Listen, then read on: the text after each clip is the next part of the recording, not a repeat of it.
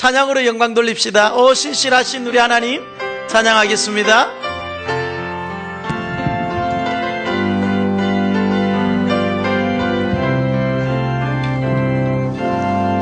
하나님 한 번도 나를 실망시킨 적 없으시고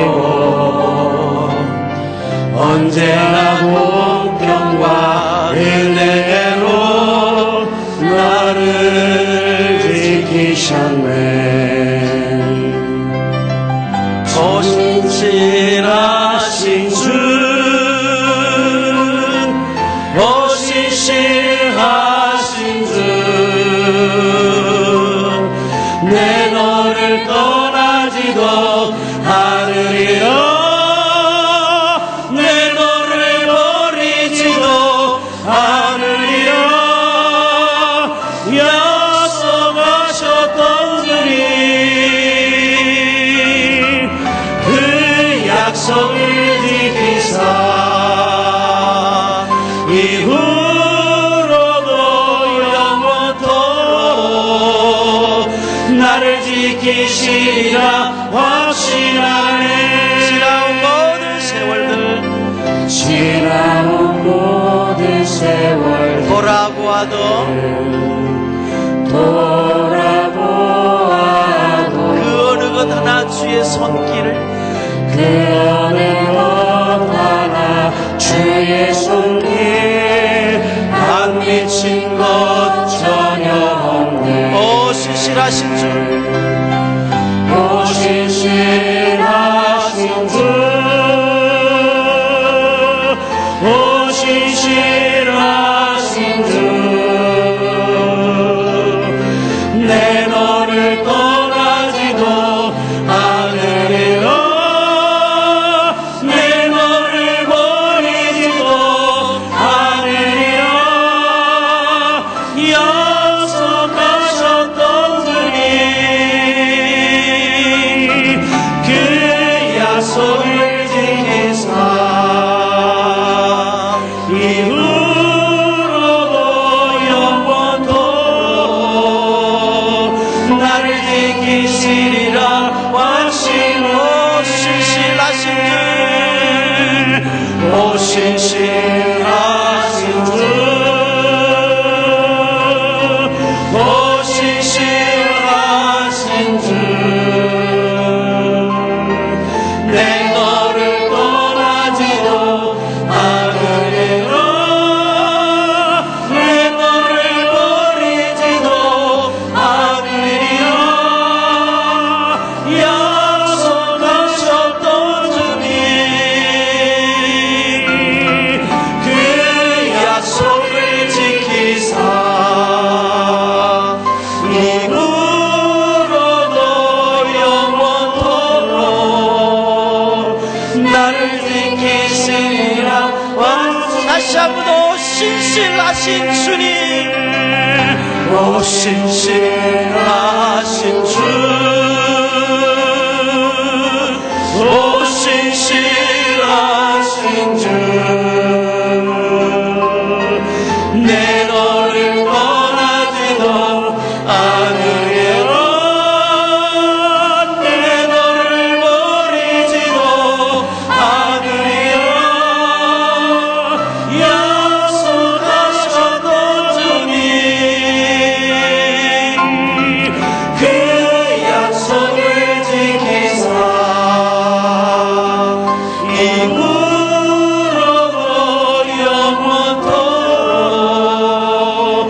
나를 지키시리라 확신하네.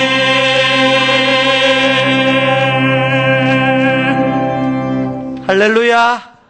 그렇습니다. 우리 주님 신실하신 분입니다.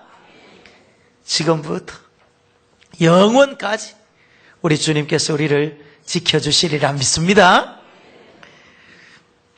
시대에 따라 가치의 변화와 흐름은 과거와 현재에 있어서 많은 차이가 있습니다.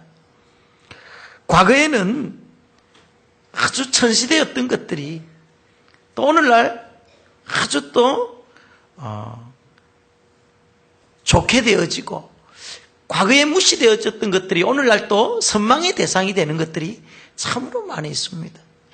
시간의 흐름에 따라서 가치가 변화되어지더라는 것입니다. 예를 들면은 과거에 천시되었던 그러한 직업들이 오늘날에는 아주 유명한 직업이 되고 또 많은 사람들의 선망의 대상이 되는 것들을 우리는 종종 볼 수 있습니다. 그래서 이전에 이 연예인들은 사실 한마디로 이 광대와 같은 그런 낮은 신분에 속한 사람들이 연예인들이었습니다. 그리고 스포츠 스타들, 그런 사람들이 이전에 별로 주목을 받지 못했던 그런 사람들이었지만은 오늘날 이 시대가 이렇게 급변하면서 연예인들이나 그리고 이 스포츠 스타들이 굉장히 이렇게 각광을 받고 있는 그런 시대가 되었습니다. 이 광대는 한마디로 이전에 천민 중에 천민들이었죠. 그래서 여러분 혹시 비둘기처럼 다정한 사람들이라면 이 노래 이전에 들어보셨나요? 비둘기처럼 다정한 사람들이라면 아시죠? 이 노래를 부른 사람이 누구냐면은 이석이라는 사람이 이석. 그런데 이석이라는 이 사람이 누구냐면은 고종 황제의 손자입니다. 그러니까 의친왕의 아들이에요. 그런데 이 왕족이 어느 날 갑자기 가수가 되어가지고 마이크 잡고 비둘기처럼 다정한 사람들이라면 이 노래를 부르니까 그들의 집안에 난리가 난 겁니다. 어른들이 나라가 망하니 황손이 광대짓을 한다면서 막 통곡하면서 괴로웠던 그런 일들이 있었다고 합니다. 그러니까 이전의 가치와 오늘날의 가치는 많이 변하더라는 것입니다. 예를 들면 직업이 그렇고 오늘날 우리가 21세기를 살아가고 있습니다. 급변하는 시대를 살고 있습니다. 이전에는 꿈도 꾸지 못했던 일들이 오늘날 우리 현실 눈앞에 나타나고 있습니다. 이 모바일의 시대가 되어가지고 휴대폰 하나만 있으면 전 세계 못 가는 곳이 없는 그런 시대가 되어버렸습니다. 과거에 비해서 오늘날 얼마나 급속하게 사회가 변화되어져 가는지를 모릅니다. 이러한 변화되는 시대에 따라 우리도 재빨리 이렇게 그 변화에 발맞춰 나가는 그런 능력이 또 우리에게는 또 필요하죠. 옛날의 사고와 이 가치를 가지고 오늘날 살아가면은요, 시대에 도태되고 만나는 것입니다. 교회도 마찬가지겠죠. 교회도 이전에 우리가 지켜왔던 이 관습과 그 전통의 틀에 매여서 새로운 것들을 우리가 수용하지 아니하고 이전 것들만 고수하고 고집하면은요, 그런 교회는 얼마 가지 못해서 이 급변하는 이 시대적 흐름 속에서 도태되고 만다는 것입니다. 그래서 예수님께서도 마태복음 9장 17절과 마가복음 2장 22절 말씀에 뭐라고 말씀하셨냐면은 새 포도주는 어디에? 새 부대에 담아라. 이런 말씀. 만약에 새 포도주를 흠 부대에 담는다면은 이 흠 부대가 발효가 돼가지고 터져버리는 거예요. 그러면은 부대도 버리고 포도주도 버린다. 그래서 우리가 이 새 포도주라고 할 때 이 새 포도주는 무엇이냐? 이것은 본질을 의미하는 것입니다. 그리고 부대는 본질을 싸고 있는 전통을 말하는 것입니다. 그렇다면 이 본질이라는 것은 여러분 변해서는 안 되는 거예요. 포도주라는 이 자체는 절대 변할 수 없는 것입니다. 그러나 그 포도주를 쌀 수 있는 이 그릇, 그 부대는 시대의 상황에 따라서 항상 유효적절하게 변화를 추구해 가야 된다는 것입니다. 교회가 오래전 우리에게 주어진 좋은 전통들이 있습니다. 그런 전통들을 잘 살려야 되겠지만은 또 시대에 맞지 아니하는 그런 옷이 있다면은 과감하게 그런 전통들을 우리는 던져버려야 된다는 것입니다. 여러분, 교회 안에는 크게 두 부류의 세대가 있습니다. 그 첫 번째 세대는 기성세대입니다. 과거의 전통을 고수하는 그런 세대죠. 옛것을 추구하려고 하는 그런 경향이 있는 세대들이 기성세대들입니다. 왜 그렇습니까? 왜 과거의 것들을 계속 고수하려고 하겠습니까? 그것은 과거에 내가 했던 것들이 몸에 익숙해져 있기 때문에, 편안하기 때문에 그렇습니다. 새로운 것을 막 시도하려면은요, 변화가 뒤따르고, 그 변화에 따른 나의 헌신이 있어야 되고, 여러 가지 그 변화에 적응하려고 하는 나의 몸부림이 필요하기 때문에 우리 사람들은요, 변화를 잘 추구하려고 하지 않아요. 그래서 옛날 것, 익숙한 것에 우리는 늘 마음을 두고 있는 거죠. 그리고 또 교회 안에는 기성세대와 달리 젊은 세대가 있습니다. 이 젊은 세대들은요, 항상 새로운 것들을 추구하려고 하는 그런 경향이 있습니다. 그렇다면은 우리 교회 안에 이 젊은 세대와 그리고 기성세대가 함께 공존하고 있는데, 무조건 그러면은 옛날의 전통들은 잘못되었고 무조건 그러면 새로운 것들을 다 수용해야 되느냐? 그렇지만은 않습니다. 교회에 보면은요, 한국 교회에 좋은 전통들이 얼마나 많은지 모릅니다. 그러한 전통들은요, 잘 교회가 살려야 되는 것입니다. 그러면서 또 새로운 것들을 빨리 우리가 수용하고 받아들일 때 전통과 그리고 새로운 것들이 잘 균형 있게 조화되어서 주님의 교회는 건강하게 세워져 나갈 수 있는 것입니다. 과거의 것에 너무 얽매여서도 안 하고, 또 과거의 것들을 무시하고 나가서도 안 된다라는 것이죠. 그러니까 기성세대와 이 젊은 세대가 늘 교회 안에서 함께 공존할 때 서로가 서로의 입장을 잘 이해하고 존중해주고 서로 함께하는 그러한 교회의 모습이 있을 때 교회는 건강한 교회로 이렇게 성장할 수 있다는 것입니다. 오늘 우리가 읽은 이 본문의 내용은 교회 내에 이렇게 기성세대와 젊은 세대들을 향한 권면의 말씀이라고 할 수 있는데요.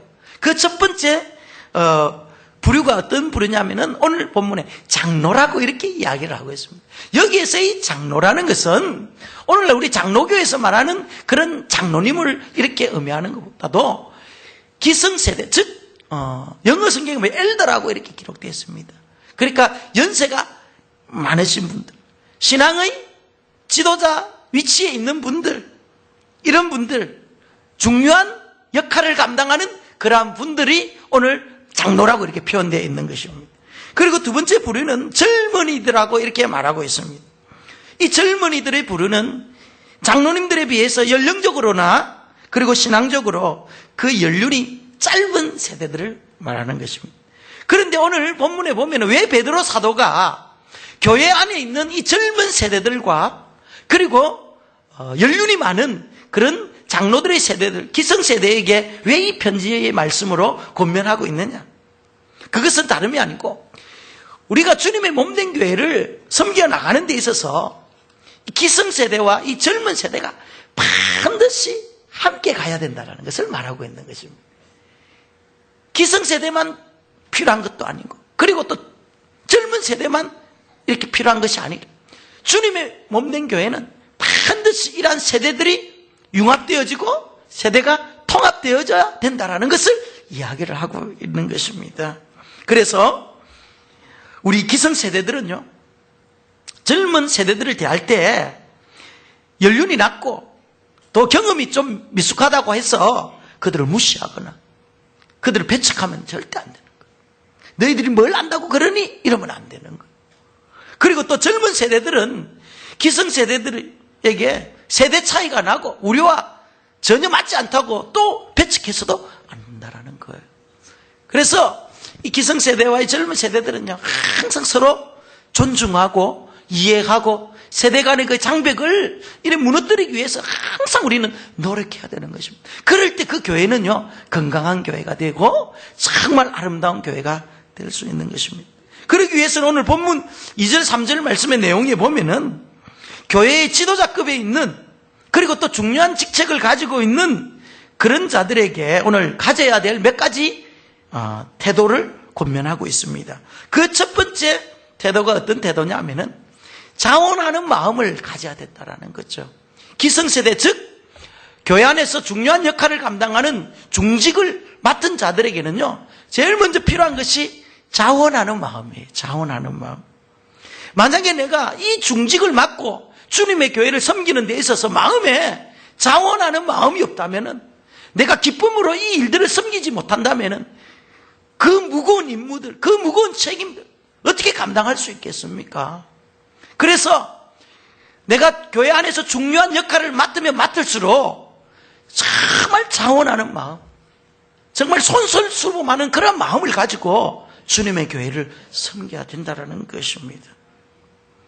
이렇게 우리가 자원하는 마음을 가지고 주님의 교회를 섬기려고 할 때 우리의 마음은 어떻게 돼야 되느냐?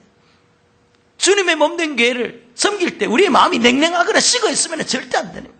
다 타가지고 말이죠. 수검댕이가 되어 있는 그런 마음을 가지고는요, 절대 중요한 직분을 감당할 수가 없습니다. 이 중요한 직분, 주님께서 우리에게 맡겨주는 이 거룩한 직분을 맡고 또 그것을 잘 활용하기 위해서는요, 우리의 가슴이 뜨거워져야 돼요. 우리의 가슴에 불이 있어야 된다는 거죠. 그래서 이와 같은 뜨거운 마음을 한마디로 표현한다면은 열심히 있어야 된다. 열심. 이 열심이라는 이 단어는 영어에 보면 엔소시에이즘이라는 말인데, 엔소시에이즘이라는 건 엔세우스라는 말에서 나왔어요. 그러니까 이 세우스라는 것은 하나님이잖아요. 그죠? 엔이라는 말은 인이라는 말이에요. 그러니까 하나님 안에. 그러니까 영어로 God in you, 너 안에 하나님이 있다는 거죠. 하나님이 주님께서 나의 가슴에 있기 때문에 나의 가슴이 어떻게 냉랭해질 수 있냔 말이에요. 나의 가슴에 불이 있는 거예요. 주님이 계시니까. 그래서 여러분들 주님의 일할 때 기쁨으로 해야 돼요. 내 안에 주님 계시기 때문에 우리가 신이 납니까? 신이 안 납니까? 신이 나는 거예요. 그래서 신난다 말이죠. 무슨 일을 할 때 신이 나서 한다는 말이 그 말이에요. 우리 안에 주님 계시니까, 우리 안에 성령님이 계시니까 우리가 어떤 일을 하더라도 막 신이 나는 거예요. 그래서 중요한 직분을 맡은 중직자일수록 가슴에 열심히 있어야 되고 신이 나는 마음을 가지고 막 일을 해야 할 때 그 일이 잘 되어지는 거예요. 억지로 말이에요. 끌려가서 억지로 하면, 오늘 성경에 부득이함으로 하지 말라요. 부득이함이라는 것은 억지로 일하시면 안 된다는 것입니다. 자원하는 마음으로, 기쁜 마음으로, 성령 충만함 가운데 우리가 주님의 일을 하면은요, 그것이 무겁지가 않는 거예요. 그리고 맡겨진 중요한 역할들을 잘 감당해 나가는 거예요. 그리고 두 번째는요, 순수하고 깨끗한 마음을 가지고 주님의 교회를 섬기라는 거죠. 교회 안에 중요한 직분을 가지고 있는 분들은 항상 마음에 깨끗함과 순수함이 있어야 됩니다. 많은 일들을 하고 중요한 일들을 하다 보면은요, 어떨 때는 이해관계에 따라서 움직일 때가 있습니다.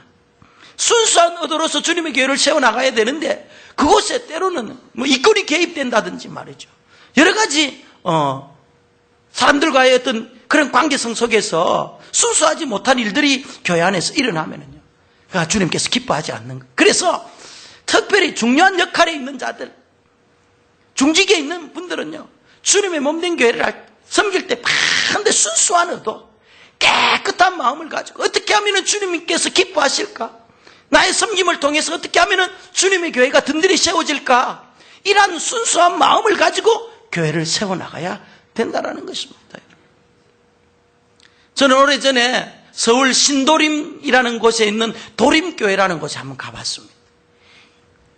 이 도림교회의 특징은 무엇이냐면은 지역 주민들과 함께하는 교회에서, 요즘 교회가 들어선다고 하면은 주민들이 반대를 합니까? 좋아합니까? 장로님, 교회가 들었으면 반대해요? 좋아해요? 반대하잖아요. 왜 그렇죠? 집값 떨어지거든요. 진짜예요. 땅값 떨어지고 말이죠. 시끄럽고 말이죠. 주차 문제 어려워지고. 그런데 이 도림교회 주민들의 80%가 이 도림교회는 우리 지역에 있어야 된다고 믿지 않는 사람들이 80%의 찬성을 했다니까요. 이 교회를 보면은요, 점심때가 되면은 무료급식을 하고 나이 드신 어른들을 위해서 그들에게 노인대학도 세워주고 맞벌이 가정을 위해서 타가방을 운영하기도 하고 어려운 가정에 있는 학생들을요, 방과 후 지도도 해주고 이 모양 저 모양으로 얼마나 지역 주민들을 잘 섬기는지 몰라요. 그런데 중요한 이야기를 하나 들었습니다. 제가 그 이야기가 무엇이냐면은 우리가 이렇게 봉사하는 것은 그냥 다른 의도가 있어서 그런 것이 아니라는 거죠. 지역 주민들이 편리를 위해서 그분들을 어떻게 하면 우리가 잘 섬길까 하는 그러한 선한 의도와 목적을 가지고 순수한 의도를 가지고 그들을 섬기지, 우리가 그들에게 밥 좀 나누어주고 애들 좀 돌봐주고 그리고 교회 나오라고 하려고 하는 게 아니다라는 거예요. 우리가 밥을 주니까 너희들은 교회 나와라. 우리가 너희들 자녀들 지도해 주니까 자녀들 교회 보내라. 이게 아니다라는 거예요.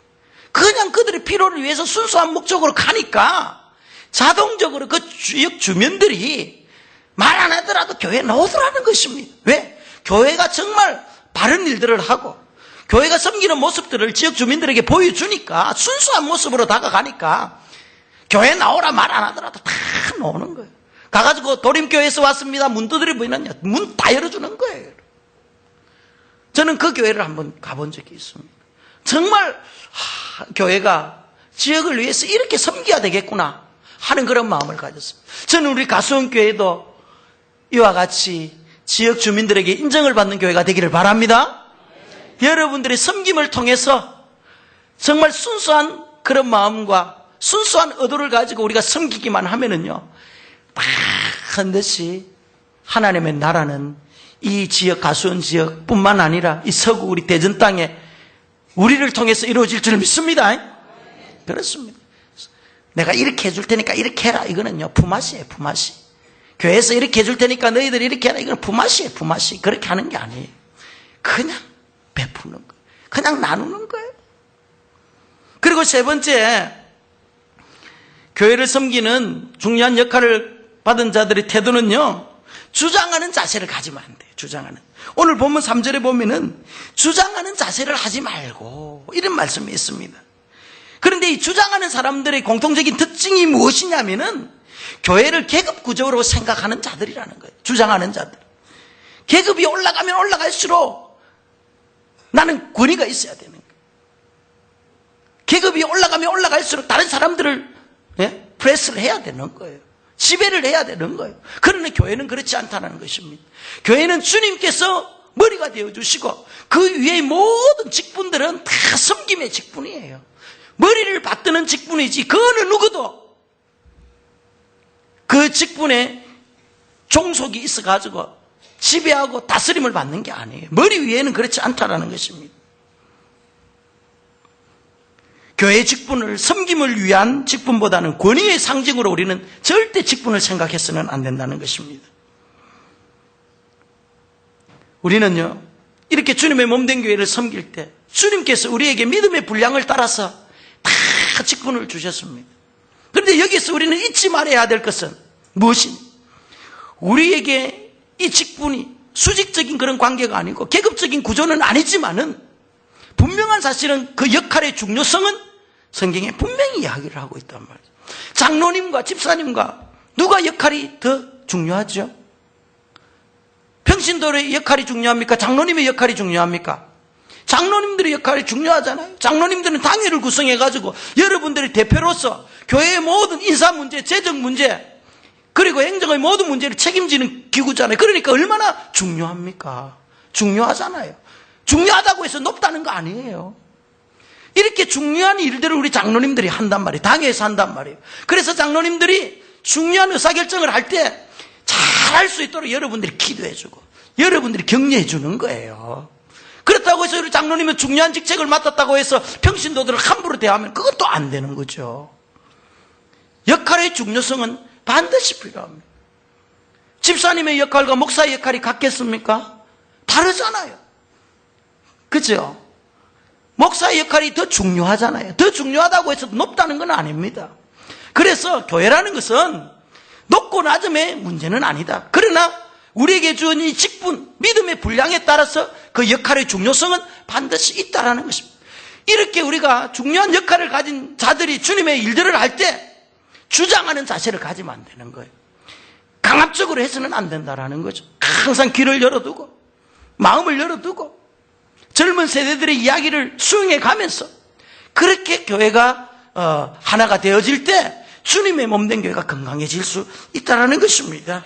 이와 같은 세 가지의 모습을 가지고 주님의 몸된 교회를 잘 섬기는 이런 중요한 직분을 가진 자들에게는요, 반드시 우리 오늘 성경 말씀에 목자장이 나타날 때는 영광의 멸류관을 준다 했어요. 그러니까 우리에게 맡겨진 이 직분들 있잖아요. 이런 중요한 직분들을 잘 관리하고 잘 수행하는 그러한 성도들에게는 반드시 목자장이 나타날 때가 있다는 거예요. 그분이 평가할 때가 있다는 거죠. 그분이 우리의 일들을 평가해서 잘한 자들에게는 착하고 충성된 종이라 인정해 주는 거예요. 세상 사람들이 인정해주고 세상 사람들이 칭찬받는 거, 그것도 물론 중요하겠지만 그것보다 더 중요한 것이 무엇입니까? 목자장의 인정이잖아요. 목자장. 우리 주님의 인정을 받는 중직들이 돼야 되는 것입니다, 여러분. 교회 안에서 여러분, 우리 너무 사람에게 인정받으려고 하면 안 돼요. 물론 서로 격려하고 위로해 줘야죠. 그러나 사람의 인정을 받기 위해서 우리가 주님의 일을 섬기면 안 되는 거예요. 주님 보고 계십니다. 내가 주님 앞에 내가 정말 최선을 다합니다. 이런 마음을 가지고 우리가 섬기면은 반드시 주님께서 우리에게 말이죠. 인정해 주시고 우리 그 섬김을 기뻐해 주신다는 것입니다. 그러면서 이제 젊은 세대들에게 뭐라고 말씀하십니까? 오늘 본문 5절에 보면 젊은 자들아 이와 같이 장로들에게 순복해라 이렇게 말합니다. 젊은 세대들을 향한 권면이 무엇입니까? 이것은 기성세대들이 그 기성세대들을 인정해 주라는 것입니다. 좀 우리와 다르고 좀 생각하는 것이 좀 나와 다르다 할지라도 그동안 이분들이 주님의 교회를 위해서 정말 헌신하고 수고하고 눈물 뿌린 그 모든 것들을 인정해 줘야 된다는 거죠. 우리 교회가 그냥 하늘에서 뚝 떨어지가 여기에 있습니까, 여러분? 그렇지 않습니다.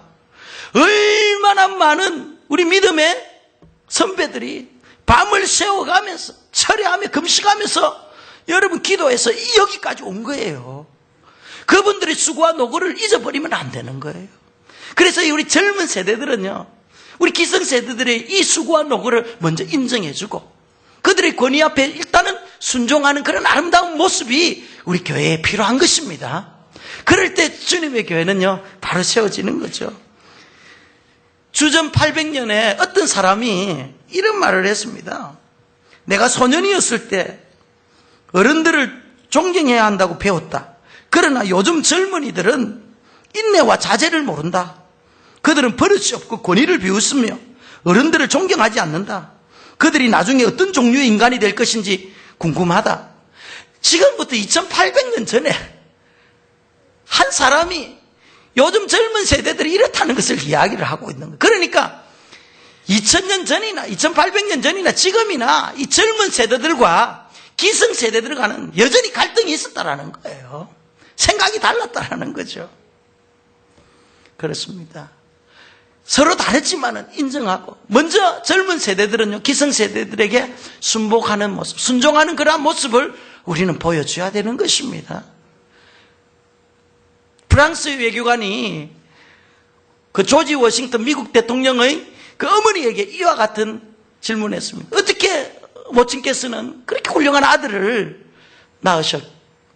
키우셨습니까? 라고 물었을 때 이 워싱턴의 모친께서 뭐라고 말씀? 나는 어릴 때 다른 거 안 가르치고 순종하는 것 가르쳤다는 거예요. 순종하는 우리 젊은 세대들이 부모 세대, 기성 세대들에게 순종하고 순복하고 때로는 내 생각과 뭐 다르고 이래저래 내 방법과 다른다 할지라도 그들을 존경해주고 먼저 우리가 순종하는 그런 모습으로 나가면 반드시 그 집은 되는 거예요, 여러분.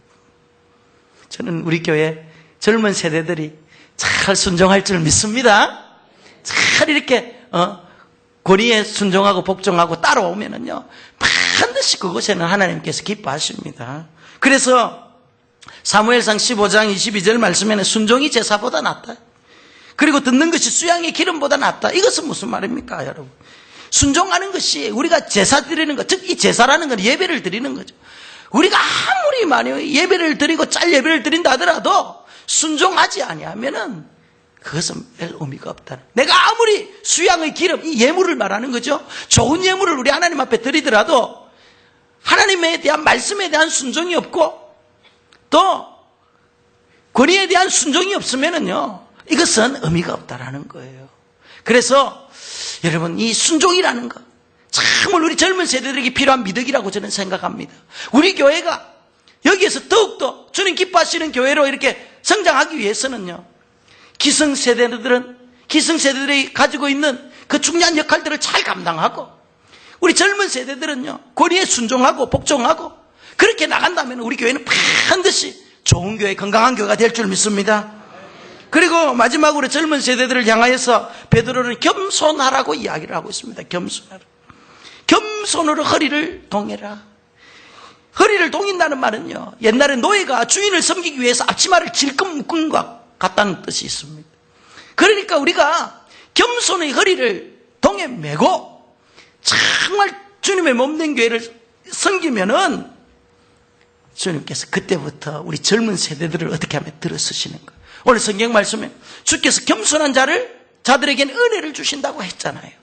그러니까 겸손한 우리 젊은 세대들은요, 반드시 하나님께서 그들의 삶 가운데 하나님의 은혜를 주시는데, 그 은혜는요, 구체적으로 뭐라고 말을 할 수가 없지만은 분명히 여러분의 삶 가운데 하나님의 은혜가 임해서 여러분들이 생각하고 여러분들이 계획하고 여러분들이 선한 뜻을 품고 나가는 모든 일에 있어서 우리 하나님께서 다 인도해 주신다라는 그런 뜻이 있습니다, 여러분. 그러나 교만한 자들, 겸손하지 아니하는 자들은요, 하나님께서 어떻게 한다는 것입니까? 오늘 말씀에 대적하신다는 거예요. 교만과 겸손이 이렇게 대조적인 차이가 있는 거예요, 여러분. 겸손이라는 이 말은요, 그리고 인간이라는 이 말은 영어에 보면 다 흑이라는 라틴어 휴머스에서 다 파생된 말이에요. 인간이라는 말, 겸손이라는 말은요, 흑이라는 말에서 다. 그러면 흑의 본질이 무엇입니까? 흑의 본질은요, 낮은 곳에 위치해 있잖아요. 겸손은 흙과 같은 태도를 말하는 거예요. 사람은 어디에서 나왔으면 흙에서 나왔잖아요. 흙의 성질은 겸손이잖아요. 그러니까 우리 인간은 겸손할 수밖에 없는 존재다라는 거죠. 그래서 우리 성도들, 하나님 앞에서 믿음 생활하는 모든 성도들은 항상 내 자신의 연약함을 알고 하나님 앞에서 겸손한 모습으로 우리는 살아가요. 그때 하나님의 은혜가 끊이지 아니하고 계속 지속적으로 우리의 삶 가운데 임하는 것입니다. 미국의 헨리 나우엔이라는 유명한 박사가 있습니다. 이 사람은 하버드 대학의 교수였습니다. 그런데 어느 날 이분이 하버드 대학의 교수직을 사퇴해 뿌리고 지방에 있는 작은 정신박약 수용소에 가서 자원봉사를 하는 거예요. 그곳에서 어린애들이 용변을 보는 법을 가르쳐 주기도 하고 식사와 세수를 돕기도 하고 그 정신박약 아동들에게 옷을 갈아입히고, 그 유명한 하버드 대학의 교수가 그가 책을 내는 것마다 베스트셀러가 되고 말이죠. 그는 어릴 때부터 신동이라는 소리를 듣고 너무나 머리가 좋고 미국 사회를 이끌어가는 정말 영향력 있는 그런 사람이었지만 어느 순간 그가 그 모든 것들을 다 내려놓고 말이죠, 그 정신박약들이 있는 그 수용소에 가가지고 자신이 그래 섬기더라는 거죠. 그래서 많은 사람들이 왜 저분이 저런 일들을 할까 의문을 이렇게 일으킬 때 그가 책을 하나 썼습니다. 그 책이 무엇이냐면은 예수 이름으로 라는 책을 하나 썼습니다. 그 책의 요점이 무엇이냐? 그것은 우리가 예수님을 진정으로 알려면은 내리막길을 체험해 봐야 된다라는 거죠. 우리가 예수님을 알기를 원한다면은 오르막길로 올라가는 그런 자들이 아니고 정말 내리막길에 우리가 내려갈 때 예수님을 그곳에서 만나고 체험할 수 있다는 것입니다.